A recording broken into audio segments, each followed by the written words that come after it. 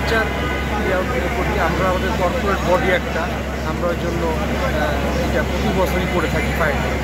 সচেতনতা বৃদ্ধির জন্য প্যানিক যেন না হয় আমাদের মধ্যে, কোনো কারণে দুর্ঘটনা ঘটলে যেন আমাদের সহকর্মীরা দ্রুত বের হতে পারে আর কি। ওই জন্য এই দিনটার আয়োজন।